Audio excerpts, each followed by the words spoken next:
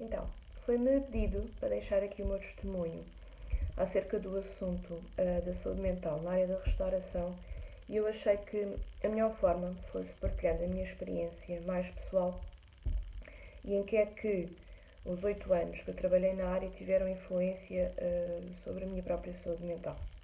Então, eu queria começar por partilhar convosco que logo ao início, quando eu era apenas uma estagiária, ou seja, foi o meu primeiro contacto com uma cozinha profissional, sofria da parte dos meus colegas aquela típica situação de não sabes fazer isto e mandamos com tachos ao ar, ou és uma valente porcaria. Eu cheguei até mesmo às vezes a ficar de castigo porque eu não entendia o que o meu chefe francês dizia e o castigo era ser mandada para a outra ponta do hotel fazer um trabalho qualquer porque não tinha entendido o que o meu chefe francês tinha dito. Entretanto, com o passar dos anos, eu logo desde o início tinha a noção que aquilo não era forma de se tratar um estagiário ou qualquer outra pessoa, ou um colaborador do hotel. Portanto, logo aí senti que era um sinal de alerta, porque não era aquela típica pessoa que não me conformava com essa forma e isso ao início revoltava-me bastante. Até que com o passar dos anos e ganhando experiência na área e tudo mais, porque eu acho que ao início ninguém é perfeito, nós temos é que saber ensinar. Eu acho que é isso muito importante e acho que é uma grande lacuna que temos na nossa área, é achar que ofendendo ou rebaixando a pessoa que queremos ensinar a fazer de certa forma é a melhor forma de ensinar, mas eu acho que isso não vai surgir grandes efeitos, acho que só vai deixar marcas negativas nessa pessoa. Então, como eu estava a dizer, com o passar dos anos, fui ganhando experiência e fui-me moldando também como também parte da minha personalidade ou forma de lidar com os problemas, mas que de facto se refletiu que não foi a melhor. Ou seja, eu ao longo do tempo fui criando uma pressão psicológica sobre mim mesma, em querer ser a melhor naquilo específico, e isso teve efeitos em mim bastante tóxicos, em que, aliando à carga horária que estamos todos sujeitos, desde horário repartido, ou mesmo sejam horários seguidos, sejam muitas horas, ao facto de não haver pausas, muitas vezes até para nos podermos alimentarmos bem, aliando à pressão psicológica que naturalmente existe da parte das nossas chefias, que muitas vezes é normal, e também à pressão que eu mesma fazia em mim mesma. O que é que isso teve impacto em mim? Eu comecei a criar, por assim dizer, certas obsessões com algumas tarefas que eu teria que executar num dia de trabalho. Ou seja, eu fazia aquilo, se aquilo não me saísse, se aquela tarefa não me saísse, consoante aquilo que eu achava que era perfeito, o meu dia já não corria bem, eu já não me sentia bem comigo mesma, sentia que tinha falhado. E daí a necessidade de aprovação sempre de cargos de chefia. Ou seja, eu teria que ser mesmo a melhor a fazer aquilo e necessitava muito dessa aprovação. Só que essa aprovação, como eu já disse, tornou-se em obsessões para mim mesma. Ou seja, desenvolveu em mim uma necessidade de controle muito grande sobre tudo aquilo que eu fazia. Portanto, tudo aquilo que eu fazia tinha que estar bem, só que muitas vezes havia certas tarefas que eu descuidava porque só me conseguia focar numa coisa. Portanto, era aqui um misto de emoções bastante grande. Entretanto, eu cheguei a um ponto que precisei de pedir ajuda médica, nomeadamente um psiquiatra, e foi-me diagnosticado um transtorno, vá, por assim dizer, chamado tricotilomania. Este transtorno denomina-se pelo impulso de arrancarmos o nosso próprio cabelo. Ou seja, eu como não conseguia ter aquele controle no meu ambiente de trabalho, pelas minhas tarefas, eu necessitava de ter controle sobre mim mesma, nomeadamente sobre o meu cabelo.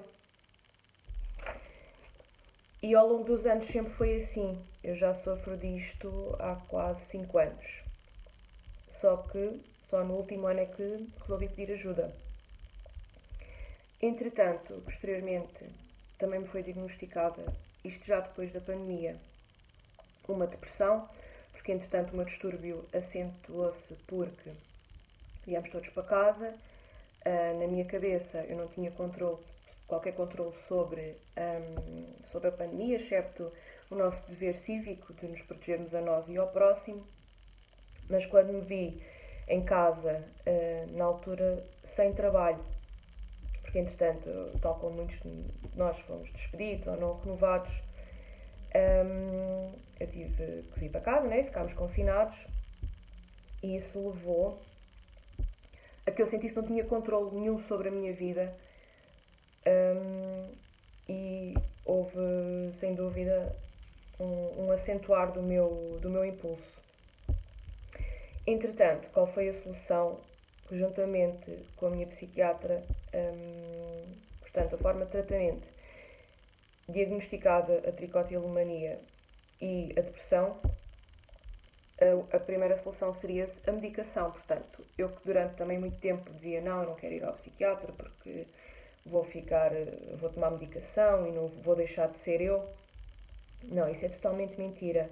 Os antidepressivos, os ansiolíticos e também os antipsicóticos que eu precisei tomar, sem dúvida que me devolveram alguma qualidade de vida, ou seja, estabilizaram o meu estado emocional para que eu pudesse voltar a ser eu. Ou seja, a medicação não te vai mudar, não te vai tornar melhor pessoa ou com melhor caráter ou melhor personalidade. Não, nada disso. A medicação, o efeito que tem em nós é estabilizar as nossas emoções, os nossos impulsos, e uma pessoa não fica diferente. Nós simplesmente voltamos àquilo que éramos antes.